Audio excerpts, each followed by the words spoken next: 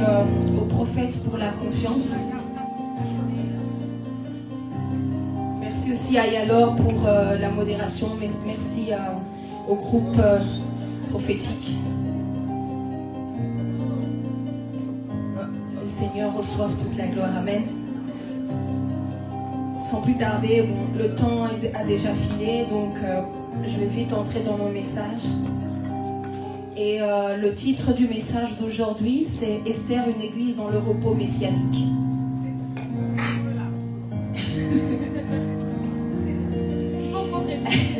Je répète, Esther, virgule, une église dans le repos messianique. Et ce message m'a été inspiré par le souffle, parce qu'alors que j'étais en train de me préparer, il m'a dit 14e jour, et je ne comprenais pas, il m'a dit va lire dans le texte d'Esther, et je ne sais plus si vous vous souvenez, il y a 2 semaines de cela, le prophète avait prêché, n'est-ce pas, sur Purim.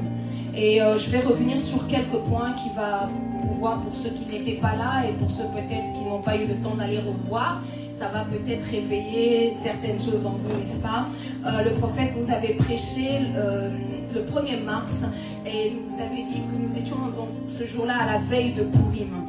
Et déjà, donc ce jour-là, on était le 1er mars et Purim tombait le 2.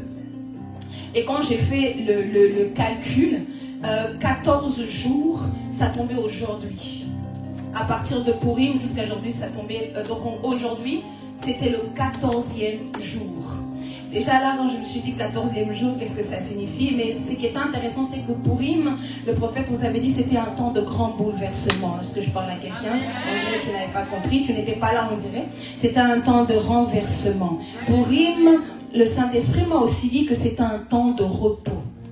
C'est un repos intérieur, mais c'est aussi le repos de nos ennemis tout autour.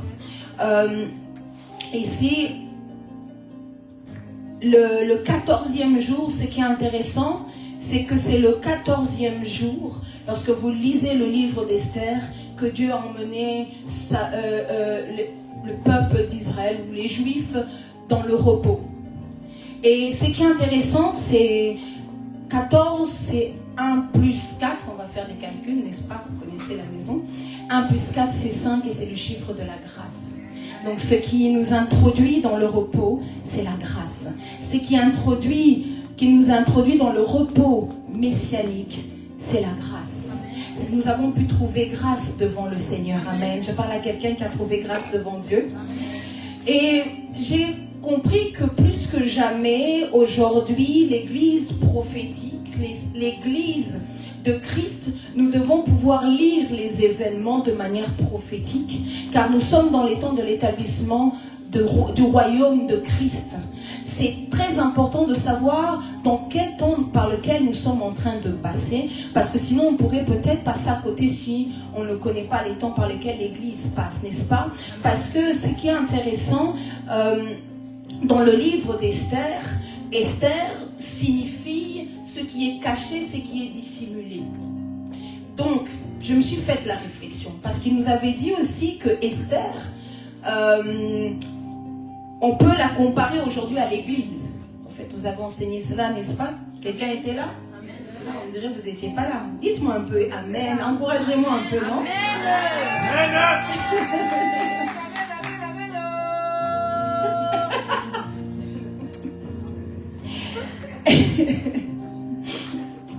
Et on nous a dit que Esther, c'était, ça pouvait être comparé aujourd'hui à l'Église.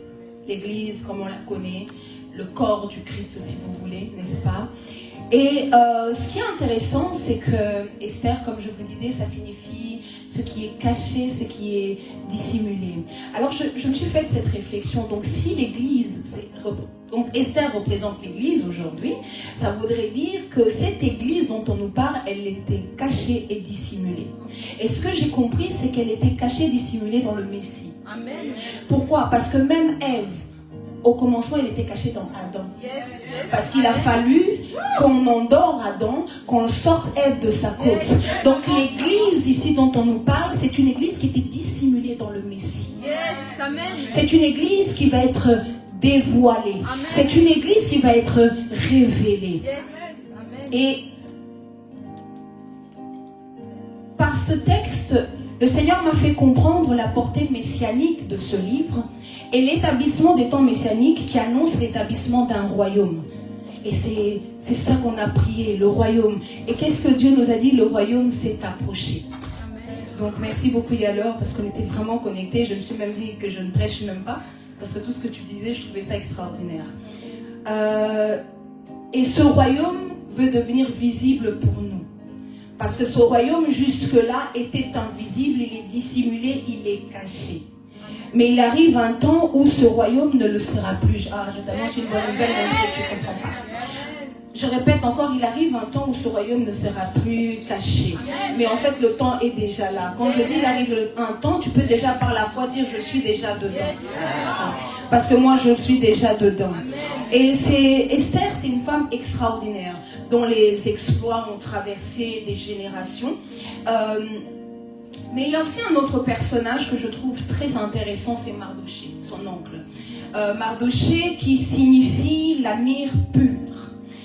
Donc Mardoché, et on nous avait dit aussi, la dernière fois que le prophète a prêché, il a parlé de la myrrhe justement. Et il avait dit que la myrrhe était semblable à la souffrance. Mais c'est pas la souffrance comme on peut nous le penser, mais c'est plutôt le fardeau des âmes. C'est ce que j'ai fini par comprendre. Donc Mardoché avait le fardeau des âmes. Il souffrait pour le salut de son peuple. Mardoché, c'est un intercesseur. Mardoché, c'est un protecteur de destinée. Amen. Donc, parce que si vous regardez bien, n'est-ce pas lui qui protégeait Esther? N'est-ce pas lui qui lui a donné certaines instructions? Et d'ailleurs, c'est Mardoché qui lui a dit de garder encore dissimulée son identité. Donc, c'est un intercesseur qui est très prophétique. Et donc, j'ai aussi compris une chose, en fait. Mardoché avait déjà une avance sur son temps. Ce que j'ai fini par comprendre, c'est que Mardoché connaissait déjà le plan d'Aman, en fait, avant. Parce qu'étant intercesseur, nous pouvons voir déjà les choses d'avance. Et peut-être qu'aujourd'hui, le problème de l'Église, c'est qu'il manque des sentinelles. Il manque une intercession. Des gens qui peuvent intercepter. Des gens qui peuvent d'avance voir les plans de l'ennemi et déjà d'avance mettre en place une stratégie. Parce que c'est ce qu'il a fait en plaçant sa nièce près du roi. Mais c'est bizarre, Mardoché n'était pas près du roi. Mardoché s'est trouvé où? Pour ceux qui ont lu, à la porte. Donc l'un se trouve à la porte, l'autre était près du roi. Quelle stratégie? Le problème, c'est que l'Église n'est pas stratégique. On subit, on subit. Le chrétien, on ne fait que subir. Mais après avoir subi, est-ce qu'on ne peut pas commencer à réfléchir aussi à des solutions? On ne peut pas aussi commencer à nous-mêmes nous remettre en question. Est-ce que tu as vraiment une vie de prière? Est-ce que tu as une vie consacrée? Est-ce que tu es à la brèche? Est-ce que tu as une avance sur tes ennemis? Ou est-ce que toi, tu vas toujours être là à recevoir des coups?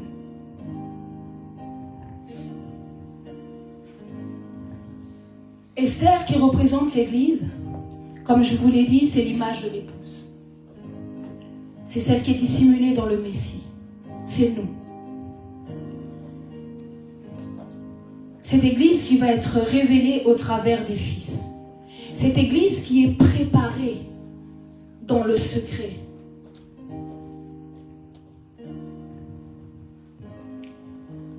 Et pourquoi Esther? Esther qui est une femme, et pourquoi pas Mardoché justement? Et ça aussi, le prophète m'a donné, sans le savoir, il m'a donné une réponse cette semaine, ou la semaine passée, on parlait de quelque chose. Il m'a dit une chose, c'est que, après que j'ai eu une vision, il m'a expliqué la vision. Il m'a parlé de la femme. Il a dit, la femme est celle qui peut porter la semence messianique afin de la livrer dans les nations. Et j'ai compris pourquoi ça devait être Esther et pas Mardoché. Parce qu'Esther, elle représente aussi une matrice, un utérus. Encore ce qu'il nous avait dit. Esther L'église donc est semblable à une matrice. L'église est semblable à une utérus. Mais la même fonction de l'église, elle est semblable à Sion, parce que Sion est un principe de mère. Parce qu'on nous dit, en un jour, Sion a enfanté des fils. Comment tu peux enfanter si tu n'as pas un principe féminin, si tu n'as pas une matrice et si tu n'as pas une utérus? Donc Sion est semblable à un principe féminin. Sion est une mère. Elle porte des fils, comme l'église sur la terre, qui est comparable à Sion. Moi-même, je kiffe ce dessin d'esprit, mais désolé. Non, il est trop fort.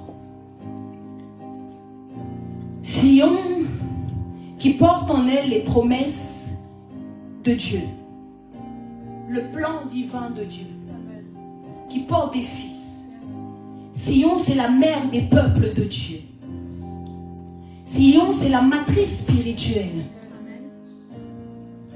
Et en comparaison à l'Église, l'Église doit aussi devenir une matrice spirituelle pour les nations. Elles doivent être celles qui portent les promesses de Dieu. Celles où on peut vivre les promesses de Dieu, n'est-ce pas?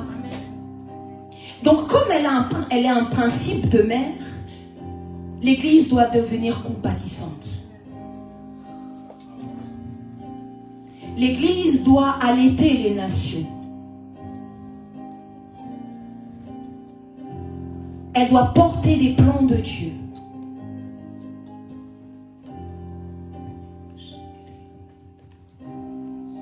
Parce que l'Église doit devenir cette plateforme à l'aube de l'avènement de l'Église et surtout du royaume. L'Église doit être cette plateforme sur laquelle va s'établir ce royaume. C'est pourquoi elle en est la matrice. Parce qu'en vérité, on pense que Dieu il se lève un matin et il fait des choses comme ça. Non, Dieu a toujours suivi un plan. Dès le commencement, il avait déjà un plan pour sauver l'homme, pour rétablir l'homme dans son identité, pour rétablir l'homme. Il a déjà un plan, donc il ne fait que suivre le plan. J'aimerais que tu dises à ton voisin, il y a un plan. Il y a un plan. Non, mais dis-lui avec la foi. Non, dis-lui bien, parce qu'il n'a pas compris.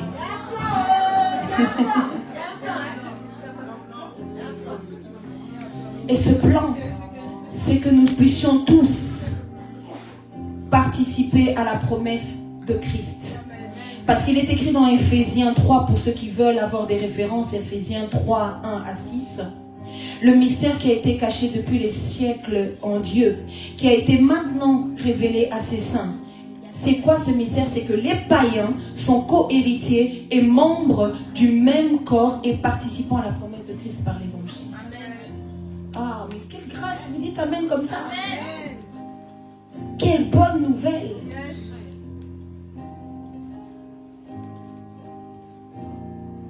Même nous y avons part. C'est pas seulement Israël. Nous aussi, on y a part.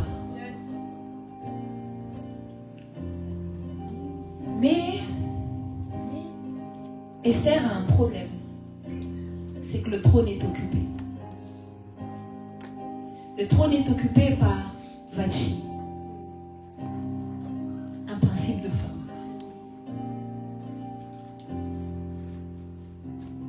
Mais ce que j'ai aussi compris, c'est que Vashti représente une église aussi. Je vais vous expliquer comment ou pourquoi. Le nom de Vashti, quand j'étais voir la définition du mot, la signification plutôt, c'est souvent associé à une idée de c'est la meilleure, la plus belle, la première. Vous voyez un espèce d'orgueil comme ça. C'est pour ça d'ailleurs que quand le roi a envoyé ses princes ou ses serviteurs pour certaines versions pour aller la chercher, elle a dit non, je n'ai pas le temps du roi en fait. Elle était occupée avec sa propre cour. Elle avait elle-même, alors que le roi avait organisé une fête, elle aussi de son côté, elle organise une fête. Elle aurait pu participer au festin du roi. Ou même, elle aurait pu faire cette fête, mais quand le roi l'appelle, elle aurait pu se dire, ah, quelle grâce. Le roi m'appelle dans ses palais, je vais vite y aller. Mais elle en a que faire. Vachi représente un système religieux. Vachi, c'est l'esprit religieux. Vachi, c'est l'église orgueilleuse. Vachi, c'est une église qui se suffit à elle-même. Vachi, c'est une église qui se contente de ce qu'elle connaît, elle n'a pas besoin d'autre chose. Vachi, c'est le système qui met Dieu dans un cadre et Dieu ne peut pas être dans autre chose. C'est Vachi. Et le problème de l'église, c'est Vachi. Le problème d'Esther, c'est Vachi, c'est qu'il est occupé. Son trône est occupé par quelqu'un d'autre. Et aujourd'hui, on se bat contre un système religieux. L'église qui doit être établie, cette église messianique, elle a un problème. C'est l'église, c'est la religion. C'est les religieux. Qui ont une position spirituelle sans obéissance. Qui ont de l'orgueil.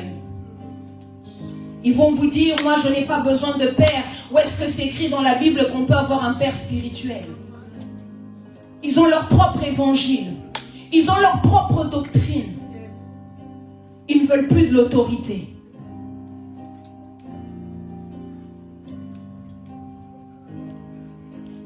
Vachi, c'est l'esprit qui refuse de se soumettre.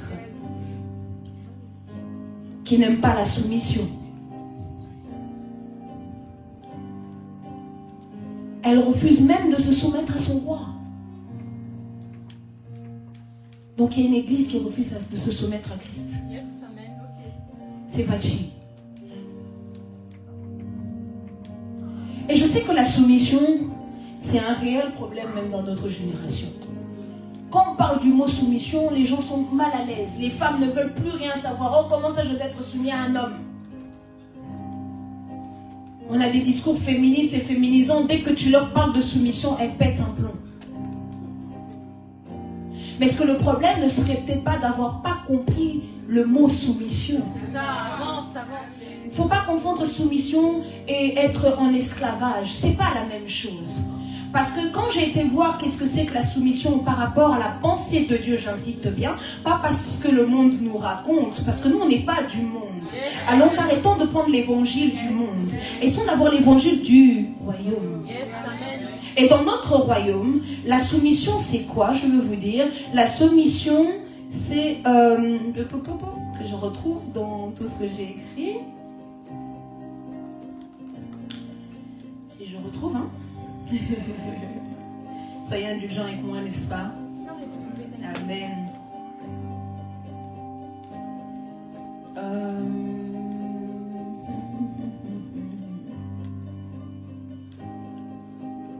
Oui, voilà. Merci Saint-Esprit. Le mot soumission vient de Kana. Kana, qui signifie abaissement volontaire du cœur. Donc la soumission n'est pas une question d'esclavage. C'est un problème de cœur. Ça avance. Dans notre royaume, la soumission est un problème de cœur. Et ce que Dieu demande à son Église, c'est un abaissement de cœur. On nous demande d'être humble. La soumission, c'est de l'humilité.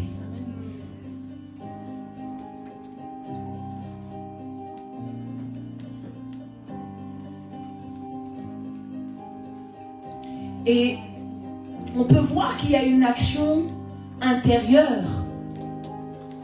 Il y a une action dans le cœur. Parce que je ne sais pas si vous vous souvenez, le prophète a dit une chose. Et quand vous lisez tout le texte, c'est vrai. Par un moment, on parle de Dieu. C'est-à-dire, on cite le nom de Dieu. Mais on peut sentir sa présence tout le long du texte. Et j'ai compris que sa présence invisible signifiait qu'il y avait un travail invisible. Il y avait une main invisible qui était constamment agissante dans ce texte. Il y a une main invisible qui est constamment agissante dans l'église. Parce que le problème est de d'abord régler le cœur. C'est que les hommes puissent abaisser leur cœur.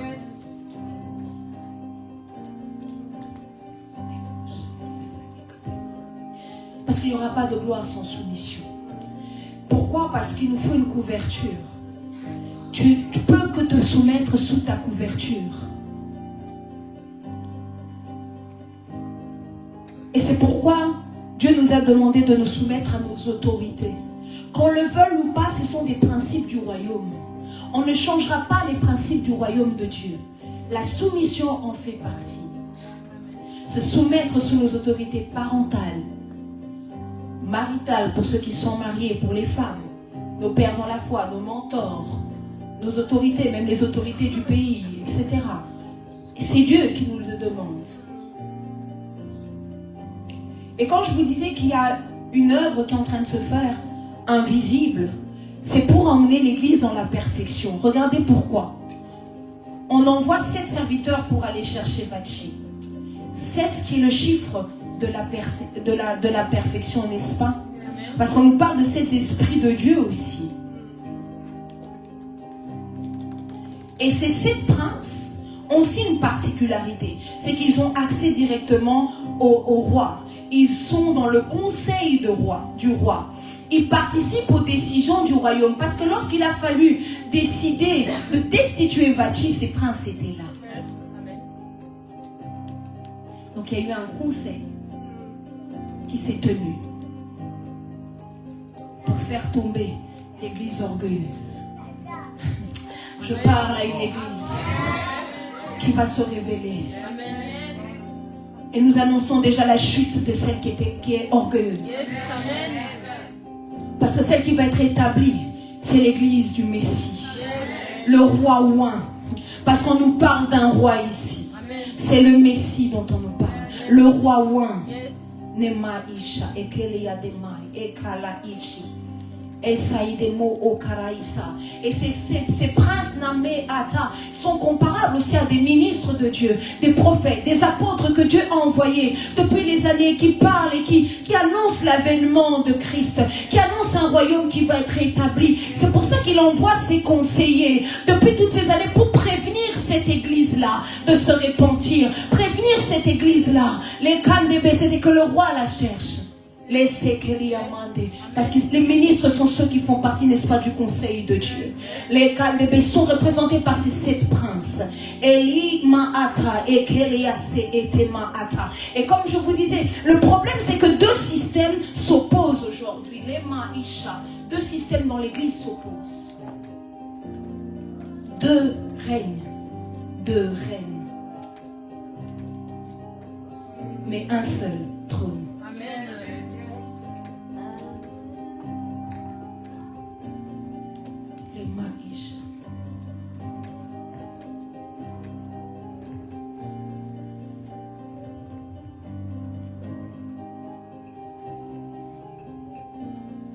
Parce que la soumission, ce qui est important dans la soumission qu'il faut comprendre, c'est que c'est la soumission qui va nous emmener en vérité à devenir des instruments puissants pour le changement. Parce que c'est parce qu'Esther, elle s'est soumise, qu'elle est devenue un instrument puissant pour sauver tout un peuple. Et d'ailleurs, on nous le dit dans Éphésiens 5, 24. Or, de même que l'Église est soumise à Christ, on nous parle d'une Église soumise à Christ, les femmes aussi doivent l'être à leur mari en toutes choses. C'est toujours le principe féminin. Donc le principe féminin est appelé toujours à se soumettre sous une autorité, sous une couverture. C'est pour ça, oh merci Saint-Esprit, même Marie, quand l'ange lui dit qu'elle sera enceinte, il dit une puissance te recouvrira. Parce que la semence de la femme, elle a besoin d'être recouverte par la puissance. Merci Saint-Esprit. Elle a besoin d'une couverture. Ah Saint-Esprit, tu es fort. La soumission ne nous donne pas une position de faiblesse, mais une position d'autorité en réalité. C'est pas parce que tu te soumets que tu es faible. Ça c'est le monde. Ça c'est l'évangile du monde. C'est l'orgueil. peut-être qu'il faudrait qu'on se revoie aussi. Revoir nos voix.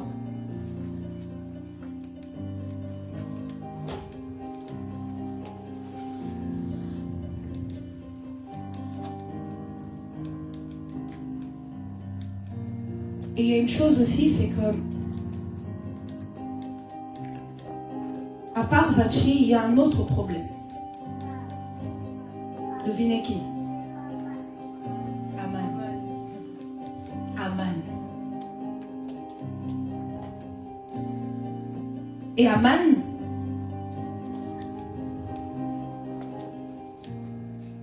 alors que Esther est montée, on va dire, est montée, je sais pas, sur son trône, si on peut dire ça comme ça, ou je pourrais peut-être dire plutôt dans son ascension.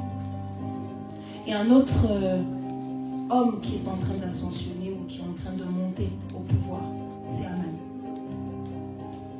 Aman qui est farouchement opposé au peuple juif, qui a de la haine et de la colère contre Mardoché. Et d'ailleurs, on le dit dans Esther 3.1, après ces choses, le roi Assyrus fit monter au pouvoir Aman, fils d'Amedata l'Agagite. Il éleva en dignité et plaça son siège au-dessus de tous les chefs qui étaient après lui. Donc c'était pas n'importe qui dans le royaume. C'était un homme qui avait une autorité. C'était un homme qui avait été placé là. Et de plein droit d'agir comme il voulait. Et pour moi, Aman incarne l'adversité. Aman, pour moi, incarne quelqu'un qui cherche absolument à détruire la destinée divine et les promesses de Dieu dans la vie d'un peuple, dans la vie d'un homme, dans la vie d'une femme. C'est des forces qui s'opposent à Dieu, à l'œuvre de Dieu. Et Aman a son propre conseil. Parce que même quand il prend la décision de faire la potence, en réalité, c'est sous le conseil de sa femme et de certains de ses amis. Tiens, un principe féminin. Encore. Vous voyez que finalement, les femmes, même si on est soumise, nos hommes peuvent nous écouter, c'est bien.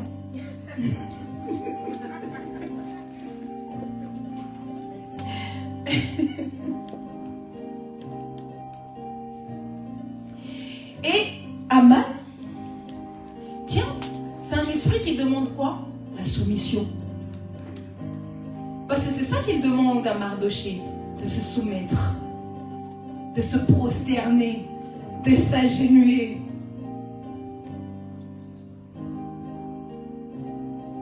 Mais Mardoché, il refuse catégoriquement. À la différence, ici, dans le cas d'Aman, on ne parlerait pas de soumission, mais plutôt d'esclavage. Parce qu'on réduit quelqu'un à rien. On réduit quelqu'un à de la bassesse. Parce que c'est quand il sortait aux portes, il voulait que tout le monde s'abaisse devant lui. Donc c'est vraiment, on vous réduit à rien. Et c'est ça que l'ennemi fait. Faut pas croire que l'ennemi, oh tu es soumis, non mais moi, si c'est pas Dieu, je fais ce que tu... Non, dans ce monde, si tu n'es pas soumis à Dieu, tu es soumis à Satan. Tu es soumis à un esprit, parce que tu peux pas, tout esprit est soumis à quelqu'un, à un esprit plus grand. C'est comme ça, c'est un principe.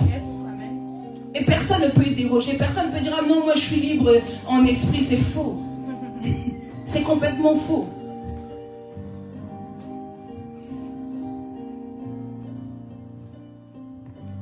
Et quand je dis que c'est un esprit qui veut soumettre un peuple, qui veut emmener en esclavage un peuple. Et c'est pour ça qu'il est écrit dans Romains 8:19. Aussi la création attend-elle avec un ardent désir la révélation des fils. Car la création, elle était quoi? Elle a été soumise. Elle a été soumise à la vanité, non de son gré, mais à cause de celui qui l'y a soumis. C'est ça le problème.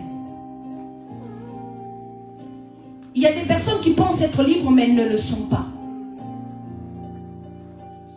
C'est pour ça que cette matrice, cette utérus-là, l'église qui est Esther, elle doit enfanter des fils qui vont pouvoir libérer la création. Qui, elle a été soumise par des esprits qui s'appellent Aman. Mais il faut qu'une église monte pour qu'un Aman tombe. Il faut qu'une Esther monte sur le trône pour qu'un Aman tombe. Est-ce que tu peux être une Esther qui monte sur le trône pour faire tomber des Aman dans ta famille? Est-ce que tu peux être une Esther qui monte sur le trône pour faire tomber les Aman dans les nations? Est-ce qu'il y a quelqu'un qui peut être une Esther qui monte sur le trône? Il faut une Esther pour qu'un Aman tombe. Il faut une stratégie pour qu'un Aman tombe. Aman ne tombe pas comme ça. Aman tombe alors que toi tu es en train de te préparer. Parce qu'Aman il n'avait pas vu Esther. Il était focus sur celui qu'il voyait à la porte. Mais il ne savait pas qu'il y avait quelqu'un qui était près du roi à côté. Il ne savait pas qu'il y avait des intercesseurs. Il ne savait pas qu'il y avait des hommes et des femmes qui payent le prix dans la sacrificature. Oh Nasiaka, je parle à des sacrificateurs de leur famille. Je parle à des hommes et des femmes qui sont près du roi alors qu'on croit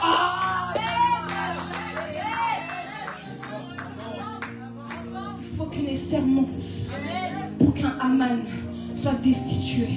Il faut qu'une Esther monte dans ta famille. Il faut qu'une Esther monte.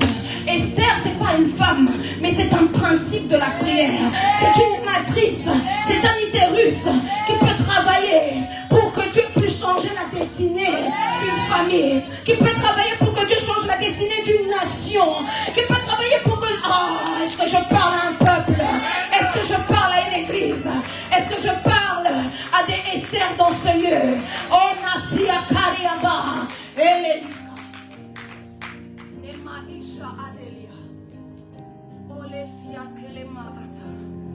Il faut une Esther.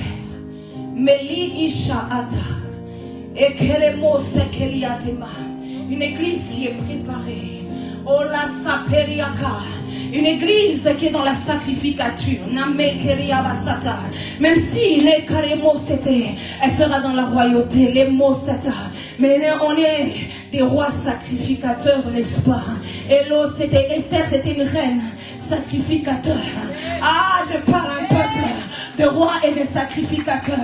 Je parle des sacrificateurs, mais qui portent un vêtement royal. Ah, les secs des mains, parce qu'il y a une tenue que tu devais avoir. C'est ce qu'on dit, Esther s'était habillée avec des vêtements royaux pour se présenter devant le roi. Nemo Sata. Et le vêtement, c'est un vêtement qu'elle devait posséder. Nakelia Sata. Parce que pour se présenter, Sata, il faut un vêtement. Et les mandés, ce vêtement s'appelle le Saint-Esprit. Et vous recevrez une puissance. La puissance venue d'en haut. Je parle à un peuple. Ah, Kalemo Sete. Qui comprend. Vous recevrez une puissance. Le Saint-Esprit. Le revêtement, notre accès, Nemo Eshekeria Basata, Ele Eshiata. C'est pourquoi le Saint-Esprit, oh, il est important. C'est pourquoi le Saint-Esprit, c'est la base. Ole Sekedemai, parce qu'il est notre accès. Elo Isha Ekeriama, parce que celui qui te permet de te présenter devant le roi, Nekeriama. C'est pour ça qu'il est écrit. Nous ne savons pas ce qu'il convient de demander dans la prière. Mais c'est le Saint-Esprit qui prie, qui intercède parfois par des soupirs inexprimables. Oui, je parle à des intercesseurs. Je parle et je viens réveiller des esprits d'intercession. Je viens réveiller des hommes et des femmes. On a besoin des Esther dans cette génération. On a besoin des Esther, les Kotema, des hommes et des femmes qui peuvent se lever comme un principe de prière dans leur famille. Une matrice, Aïka. Même si tu es un homme, te lever comme une matrice, comme une Esther. Un principe féminin, un principe de compassion. Parce que tu as la compassion pour les âmes. Tu veux voir des changements.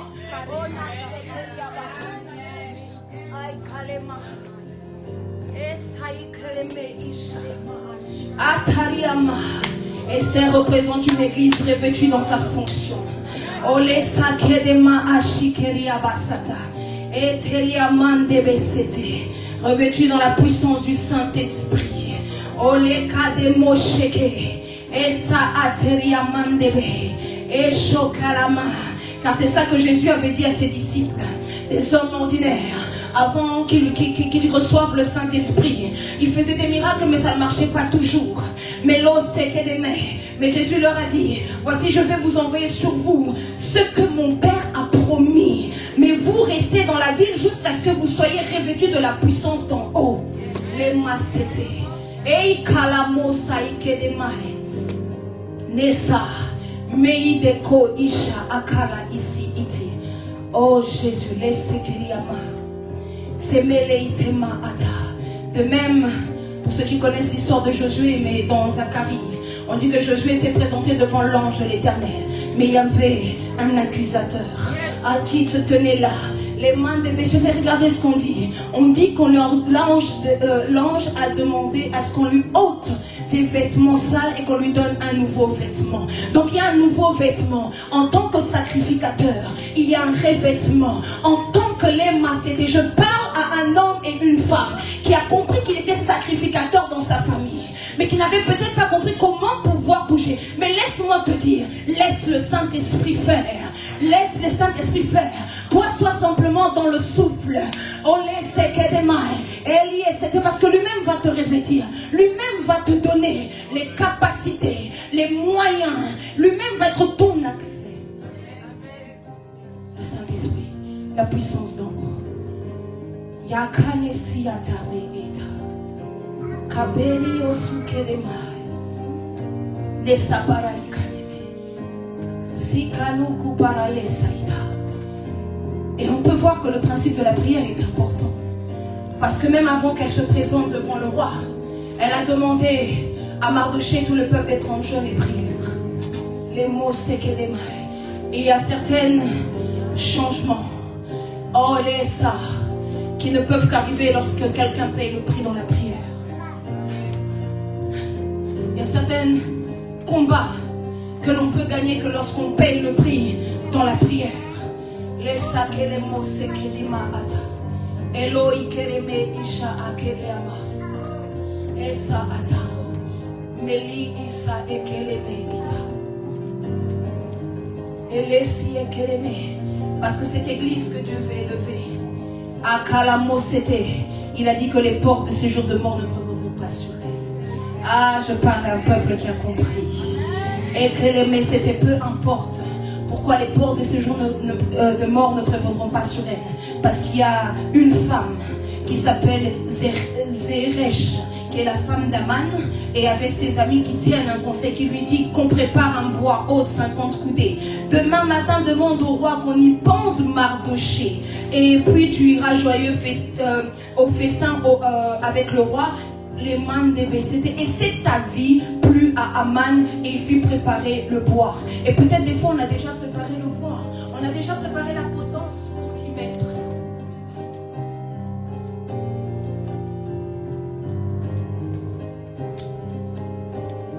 Peut-être qu'il y a déjà un conseil qui s'est tenu contre ta vie.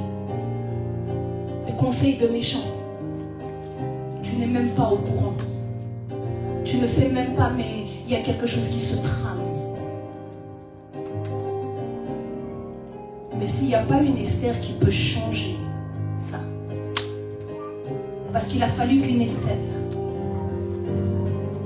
orchestre, j'appelle ça orchestre, parce qu'elle savait ce qu'elle faisait, mette en place une stratégie, inviter le roi pour manger. Esther, elle est bien. Vous savez que non, la nourriture, ça va lui faire parler. La nourriture, ça va... La première fois, le roi l'avait déjà dit oui, il l'avait déjà écouté. Lorsqu'elle s'était déjà présentée devant lui. Et ce qui est extraordinaire, c'est que le roi lui dit, je te donnerai la moitié de mon royaume. N'est-ce pas ce qui nous est promis par Christ? C'est de nous donner le royaume. Après, lorsqu'elle lui parle, il est dans une certaine position, et ensuite, pour ceux qui ont lu, qui liront, et elle pose le cas de Mardoché. Mais la même personne qui avait déjà préparé la potence ce jour-là, elle est aussi là. Elle est dans ce conseil. Mais ce conseil-là se passe, je crois qu'ils sont que 3. Le roi, Esther et lui-même, Aman. Il est là. Mais ce qu'il ne sait pas, c'est que nous, les intercesseurs, on a des secrets avec Dieu. Amen. On a une manière dont on sait parler à Dieu.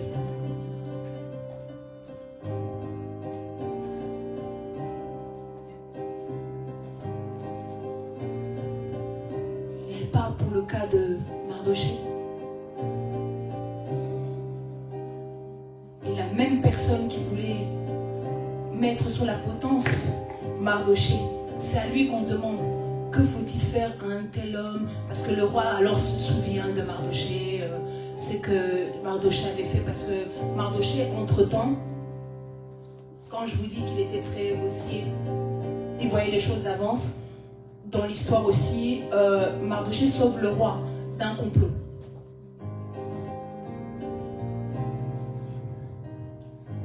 Et là, lui-même, Aman, dit oui, un tel homme, il faut faire ça pour lui, il faut faire ça, il faut prendre, il faut le revêtir de vêtements royaux, il faut le faire balader dans la ville. Oh nanani, tu dois même lui donner ton vêtement à toi.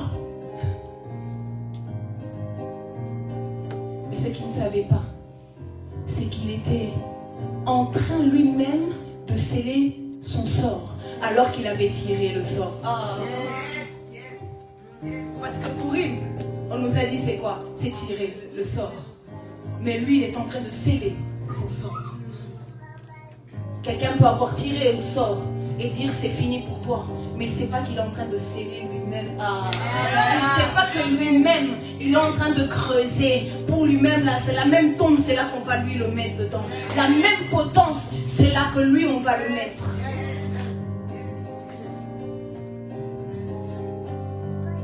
Est-ce qu'on peut être des intercesseurs qui changent les plans,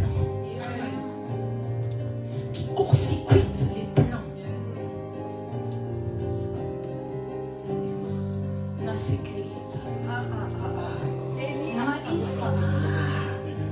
Nekele pakalaita shalama atakeriaba semeteli ishaba keremita. Oh Seigneur, laissez que des mailles comme isha ada mekeria su ada. Les intercesseurs.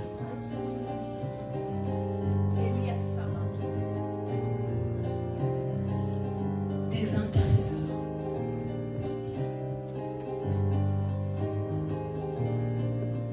C'était pas ça que j'avais prévu de vous dire, je ne comprends pas. Mais Dieu a décidé que je parle de l'intercession. Bon, je pense savoir pourquoi. La personne qui vous parle, Dieu l'a mis à l'autel.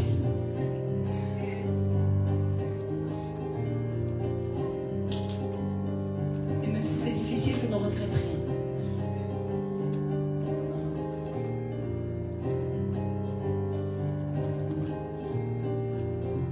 Parce qu'il faut que dans une famille, quelqu'un se lève et paye un prix. Il faut que quelqu'un se lève et paye un prix, le prix du changement, le prix de la restauration, le prix du repos. Il faut qu'une église se lève pour payer un prix. Parce que le trône, on ne le reçoit pas gratuitement, bien qu'il y a la grâce.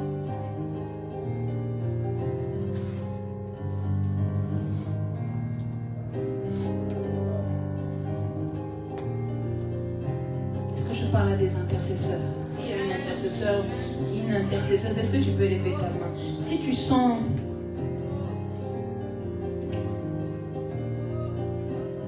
Ok. D'accord, Saint-Esprit. Est-ce que quelqu'un veut que l'on prie pour elle, pour qu'elle puisse entrer dans cette dimension d'intercession? C'est ce que le Saint-Esprit m'a demandé de faire, de prier pour quelqu'un qui veut entrer dans une nouvelle dimension. Bien joli. Ok. Est-ce que vous pouvez vous avancer comme ça? J'aurais besoin de toi, s'il vous plaît.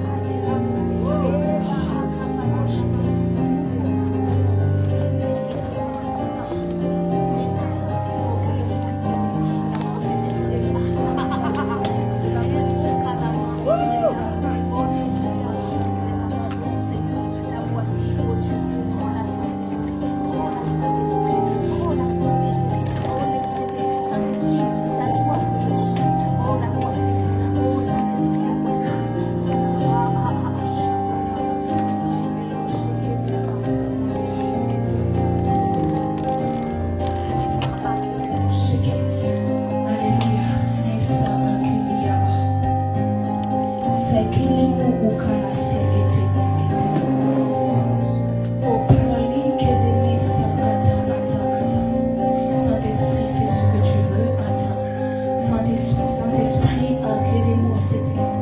Négocier que je fais ma part, fais ce que tu veux. Laisse ça, qu'elle est marre. Et surtout, je continue mon message.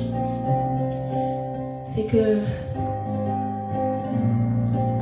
Esther, c'est une église qui est dans le repos du Seigneur, dans le repos messianique.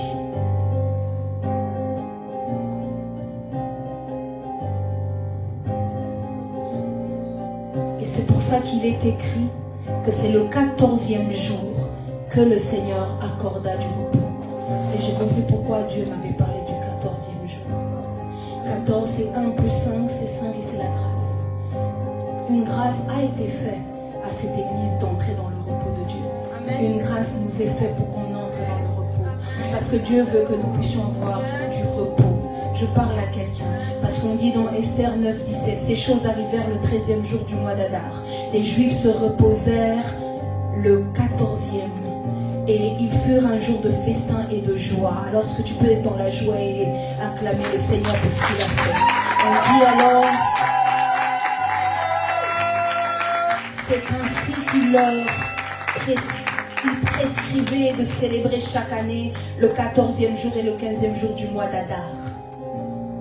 Comme les jours où ils avaient obtenu du repos en se délivrant de leurs ennemis, de célébrer le mois où la tristesse avait été changée en joie et leur désolation en jour de fête, et de faire de ces jours des jours de festin de joie où l'on s'envoie des portions les uns aux autres, où l'on distribue des dons aux indigents. 14e jour.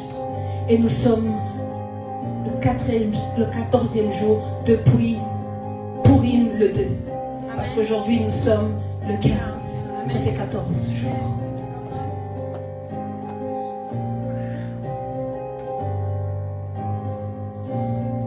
« 14, c'est aussi un multiple de 7. Et on dit que Dieu acheva au 7e jour son œuvre qu'il avait faite, et il se reposa au 7e jour de toute l'œuvre qu'il avait faite. Est-ce que tu peux dire à ton voisin, bienvenue dans le repos messianique? Bienvenue dans le repos messianique. Est-ce que tu peux lui dire avec foi? Est-ce que tu peux lui dire parce que tu as compris? Et ce repos messianique est composé de 3 dimensions. Le repos spirituel, le repos contre les ennemis et le repos éternel avec le règne du Messie et la restauration du monde. Que le Seigneur vous bénisse.